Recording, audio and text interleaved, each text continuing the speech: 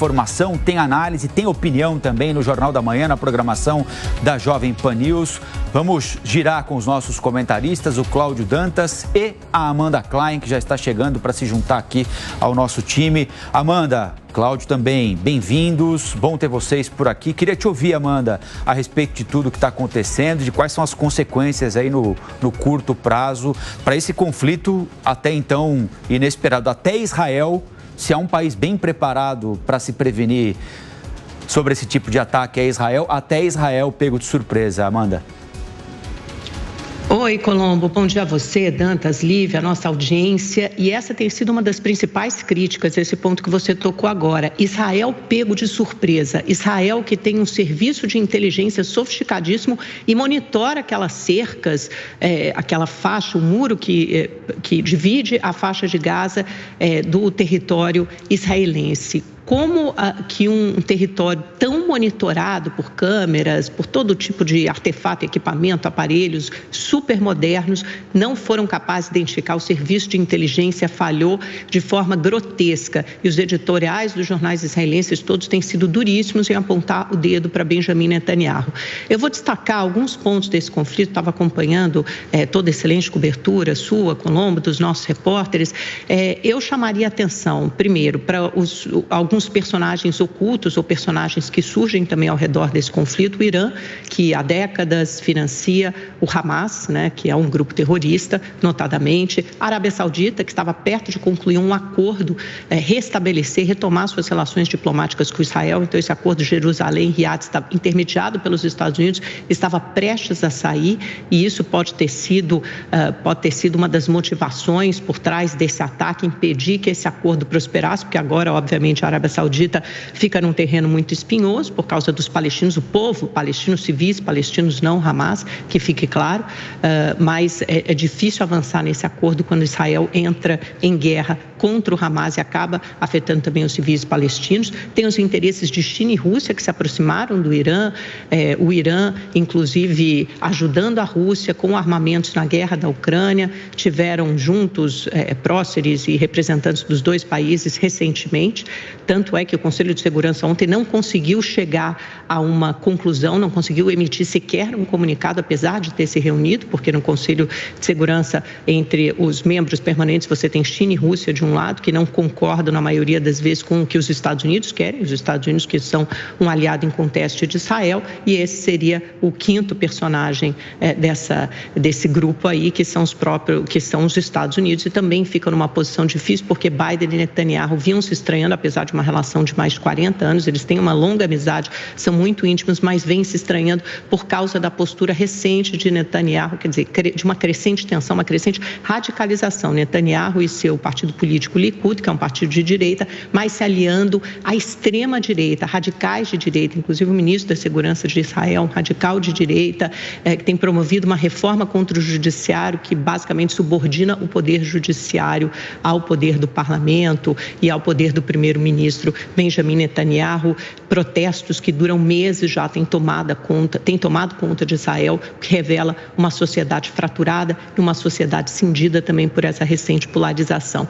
E aí você tem esse contra-ataque de Israel, que tem que acontecer, obviamente tem que acontecer, esses bombardeios que a gente vê assistindo, mas que, por outro lado, retroalimenta a radicalização e o terrorismo na faixa de Gaza. Você tem em torno de 30, 40 mil combatentes do Hamas nesse enclave, como você disse, Colombo, de 350, 360 quilômetros quadrados, ocupados por mais de 2 milhões de palestinos, e no meio 40 mil radicais terroristas do Hamas. É óbvio que você atinge milhares de alvos civis quando você faz esse tipo de bombardeio e retroalimenta esse caldo de cultura que torna um terreno propício para a instalação do terrorismo, para que o terrorismo prospere. Então veja que de alguma forma tentando acabar com esse terrorismo você também o retroalimenta.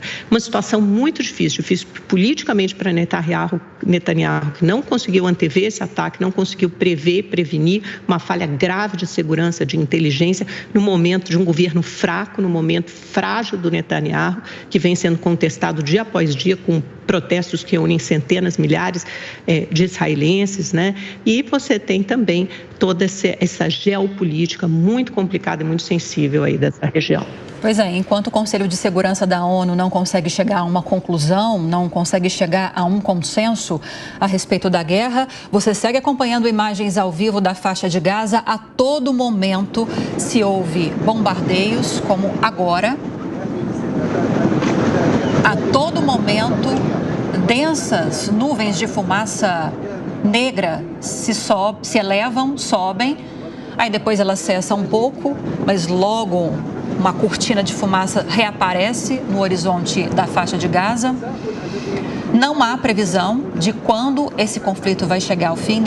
Netanyahu foi bem enfático ao dizer que será um conflito longo e difícil, repressão total aos terroristas do Hamas. Muito tem se falado nas últimas horas que não dá mais para conviver com o Hamas, não dá mais para viver numa região, não dá mais para viver no Oriente Médio, onde vive o Hamas. Cerco total da faixa de Gaza, essa é a informação que os órgãos oficiais de Israel trazem para a imprensa mundial. O ministro da Defesa já anunciou corte de eletricidade, de água e de comida e vai deixando a população cada vez mais acuada. Para quem está acompanhando a gente, imagens ao vivo, acaba de acontecer uma explosão no seu canto direito da tela. Neste momento a gente viu fogo surgindo no momento do bombardeio, agora aquela nuvem de fumaça preta que se eleva. Não dá mais para se ouvir nada quando a gente fica em silêncio acompanhando essas imagens ao vivo. A gente não ouve nada, nenhum tipo de movimento que não seja das bombas, do bombardeio. Olha só. Agora às 7h29. A gente segue acompanhando ao vivo imagens da faixa de Gaza, onde os bombardeios não cessam, não param de acontecer. Neste momento, mais um no canto direito da sua tela, mais uma nuvem densa, preta de fumaça se elevando. Segundo os órgãos oficiais, até agora são cerca de 1.100 mortos, 700 do lado de Israel e 400 do lado da Palestina, mas esses dados foram atualizados nas últimas horas, depois de todos esses bombardeios que a gente está acompanhando agora nesta manhã. Desde a hora que nós iniciamos aqui a cobertura ao vivo do Jornal da Manhã, não houve uma nova atualização, então muito possivelmente esse número de mortos vai aumentar, principalmente nessa região da faixa de Gaza, onde provavelmente já tenha se iniciado essa incursão ou está prestes a ser iniciada essa incursão de soldados israelenses em terras palestinas. Lembrando que há cerca de 100 reféns nas mãos dos terroristas do Hamas. Há uma grande perspectiva de tensionamento ainda maior, de recrudescimento dessa guerra com essa incursão de soldados. Eu e Colombo temos enfatizado desde o início dessa edição que, por mais que esse ataque tenha deixado todo o governo de Israel, todas as forças de segurança israelenses assustados, porque foi um ataque surpresa com graves falhas na inteligência, como destacou agora há pouco a nossa comentarista Amanda Klein. Apesar de todo esse ataque surpresa, é indiscutível que a preparação bélica e a preparação das tropas dos exércitos de Israel é muito mais intensa e significativa do que a da Palestina, do que a do Hamas, especificamente, que atua com muita força na faixa de Gaza e com uma atuação também presente, embora não tão intensamente, na Cisjordânia. Estamos ouvindo neste momento que parece ser o som de um avião sobrevoando ou de uma sirene. Vamos ouvir um segundinho para a gente ver se consegue diferenciar. Possivelmente de um avião, olha só. Agora uma sirene ao fundo. A todo momento, essa sirene é acionada porque os bombardeios não cessam. Não se sabe ainda, não nos chegam imagens oficiais a respeito de como está sendo feita a evacuação ou não desses palestinos. Não há para onde esses palestinos irem, né? A gente sabe que a faixa de Gaza, historicamente, é uma região cercada pelo território israelense. Não se sabe como as autoridades palestinas e o Hamas também estão se organizando para evitar muitas mortes diante desses bombardeios. Continua o barulho intenso de aeronaves sobrevoando, muita fumaça no horizonte da faixa de Gaza. Israel em guerra, faixa de Gaza em guerra. E a gente segue trazendo para você todas as informações ao vivo aqui no Jornal da Manhã, agora às 7h32. Cláudio Dantas, queremos te ouvir a respeito disso, sua opinião a respeito desse agravamento nesta segunda-feira dessa guerra. A Amanda tocou agora num ponto importante sobre como as ações de Benjamin Netanyahu, o primeiro-ministro de Israel, podem ter ocasionado, claro, é uma questão histórica, não dá para a gente resumir tudo o que está acontecendo a este momento, a esse conflito desses últimos dias. Mas o quanto as ações de Netanyahu nesses últimos anos de poder podem ter ajudado a fortalecer essa crise e nos levar a esse momento que estamos vivendo agora. Bom dia, Lívia. Bom dia, Colombo. Bom dia, Amanda. Bom dia a toda a nossa audiência.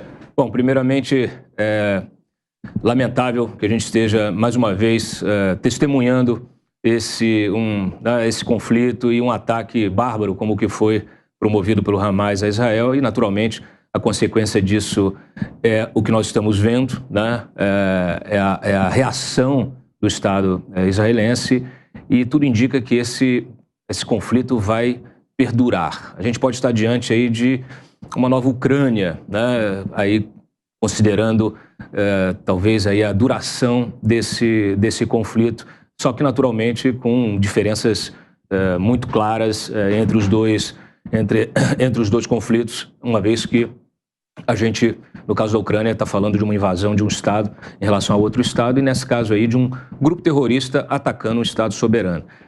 É preciso avaliar alguns pontos fundamentais e eles têm muito menos a ver com uma questão doméstica de Israel e mais a ver com uma questão internacional. A Amanda citou o acordo que os Estados Unidos, que o Biden estava costurando de Israel com a Arábia Saudita e que é naturalmente algo que não interessa o Irã, né? Então o Irã, que nós já sabemos, já por informações publicizadas e pela manifestação do próprio governo iraniano, regime iraniano, que o Irã apoiou e vem apoiando o Hamas do ponto de vista não só financeiro, como também fornecendo armas e equipamentos de logística e toda a parte, vamos dizer assim, operacional que a gente pode ver aí com ataques que, de fato, surpreenderam a inteligência israelense. Para mim, eu entendo que esse conflito também se insere em toda uma dinâmica nova de questionamento do próprio sistema internacional de governança. Consequências práticas, a quem interessa, né, esse conflito, a quem interessa você colocar novamente esse tema de um conflito armado na pauta internacional. A China, naturalmente, ela já se manifestou e se manifestou, naturalmente, pela Constituição do Estado palestino, fez ali algumas ponderações, mas não foi efetivamente, ela não foi contundente, né, ao criticar o ataque ao Hamas. Por quê? Porque isso interessa ao questionamento justamente que vem sendo feito com esse deslocamento, né, dos polos de poder, com a China ocupando, tentando, buscando a liderança desse sistema internacional, com o apoio da Rússia e com o apoio de vários outros países, inclusive da própria Arábia Saudita, do Irã também. A gente vê isso do ponto de vista econômico aí, em relação ao BRICS, por exemplo, a expansão do BRICS. E aí isso coloca um desafio ainda maior para a diplomacia brasileira, que, né, o Brasil está ocupando a presidência do Conselho de Segurança, não conseguiu estabelecer nenhuma pauta comum ali, nenhum tipo de acerto, de acordo sobre o que fazer, né, em relação a esse conflito, o que também expõe a fragilidade e a irrelevância da nossa diplomacia, que no passado recente, inclusive em outro governo, em outro mandato do próprio Lula, achou que ia buscar a paz ali na região com jogos de futebol, né? Então, assim, é uma ingenuidade e talvez até uma forçação de barra. O marketing, de fato, não funciona nesse processo aí de busca da paz na região. Então, assim, é um conflito que interessa a muitos outros atores e isso é que me preocupa. Porque, naturalmente, o Hamas, que é um grupo terrorista, vem obtendo esse apoio logístico que vai, vamos dizer assim, vai fazer prolongar esse conflito. Tem um outro aspecto importante também, porque ele força esse alinhamento dos Estados Unidos. Israel também, de alguma maneira, se beneficia em função, talvez, desse distanciamento que vinha acontecendo aí, citado pela Amanda, vai forçar o governo Biden a voltar a se alinhar perfeitamente ao governo de Israel. Não há outro caminho a seguir em relação aos Estados Unidos. Então, é muito complicado, muito complexo. A gente tem que evitar a simplificação. A gente vê aí nas redes sociais muitas simplificações em relação a esse conflito e nós precisamos realmente nos afastar dessas simplificações, porque se tem uma coisa que não é simples, é esse conflito na região lá entre israelenses e palestinos. São 7 horas e 38 minutos no horário de Brasília, 1 hora e 38 minutos na faixa de Gaza. Você segue acompanhando imagens ao vivo na programação da Jovem Pan e houve um momento muito específico. Nós, como tradicionalmente acontece, entramos no ar às 6 horas da manhã, entre 6 e 7 horas da manhã no nosso horário aqui de Brasília, não é, Lívia? Não houve praticamente nenhuma movimentação, né? Assim que o relógio virou para 7 horas da manhã, talvez um pouquinho antes, começaram a surgir as primeiras explosões. A gente acompanhou o som das primeiras explosões, o áudio das sirenes tocando e imediatamente a fumaça tomando conta de boa parte do céu dessa região do mundo. E depois não parou mais. São praticamente 40 minutos já de explosões. Nós ouvimos algumas com mais frequência, depois algum intervalo. Até então havia ali um estampido de um tiro aqui, um outro acolá. Há diversos movimentos acontecendo, todos ao mesmo tempo agora. O porta-voz do Exército de Israel disse nessa madrugada, no horário de Brasília, de manhã lá em Israel, que a luta no solo. O que aconteceu? O Hamas avançou para algumas colônias israelenses para além da faixa de Gaza, ou seja, foi ao território israelense. Israel disse que já teria controlado novamente essas colônias, ou seja, teria ou matado, ou expulsado, ou prendido esses integrantes da organização terrorista que ainda estavam em território israelense, tentando dominar de uma vez por todas essas colônias. Essa situação, segundo Israel, estaria sob controle. Lembrando que há aquela velha máxima, não é? Na guerra, a primeira vítima é a verdade. Então é muito importante ter cautela com versões que são apresentadas a partir de agora, porque há também, evidentemente, uma guerra de comunicação em andamento. Mas o fato é que Israel diz já ter tido de volta, já ter retomado o controle dessas colônias israelenses ali na faixa de Gaza, ou no território próximo à faixa de Gaza, território israelense. Isso já teria acontecido. Já é o terceiro dia desde que Israel foi surpreendida com aqueles atentados terroristas, os piores da história de Israel. Há muito tempo não se registrava tantas mortes de israelenses de maneira tão súbita, tão surpreendente, tão violenta e em volume tão grande. Os mísseis disparados pelas forças da organização terrorista Hamas chegaram a localidades muito distantes da faixa de Gaza, de onde esses mísseis partiram. Vejam o som novamente. Ouçam o som. São sons que se misturam de explosões, de sirenes, aparentemente de alguns aviões sobrevoando a região. Esses ataques, então eu dizia, são três coisas acontecendo ao mesmo tempo. Já dão a magnitude da resposta israelense, que era a resposta prometida mesmo. Como a Lívia lembrou aqui mais cedo, o primeiro-ministro Benjamin Netanyahu disse: estamos em guerra contra o Hamas. E guerra pressupõe terra, ar e mar. Nós já mostramos agora há pouquinho navios, pelo menos um navio circulando pelo mar, né? Não dá para saber se é um navio, mas tudo indica assim um navio das forças israelenses ou de apoio aos israelenses. Não deve ter dado tempo ainda das forças americanas chegarem a essa região, mas se não chegaram, estão chegando. No momento em que sobe mais uma coluna de fumaça ali, vejam só, são várias, não dá mais para contar a quantidade de colunas, tanto é que virou praticamente uma coluna de fumaça só.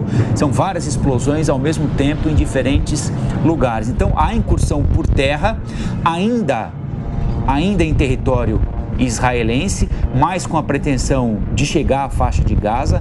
Há o movimento no litoral, o movimento no mar e há o movimento aéreo também, de onde provavelmente estão partindo as explosões que estão gerando todas essas imagens que nós estamos acompanhando agora na programação do Jornal da Manhã, né, Lívia? Exatamente. A gente consegue ver nessas imagens ao vivo da faixa de Gaza boa parte do céu da região ainda tomado pela fumaça preta. Um céu bastante encoberto, muito possivelmente por causa desse intenso bombardeio e em solo, como o Colombo destacou agora, que os exércitos estão atuando em várias frentes e aguardando, inclusive, o apoio dos Estados Unidos, que vai encaminhar e deve chegar, sim, nos próximos dias, esse apoio logístico também por ar, por mar e também por terra. Enquanto isso, os combates entre as tropas do exército de Israel e também os terroristas do Hamas seguem acontecendo na região próxima à faixa de Gaza.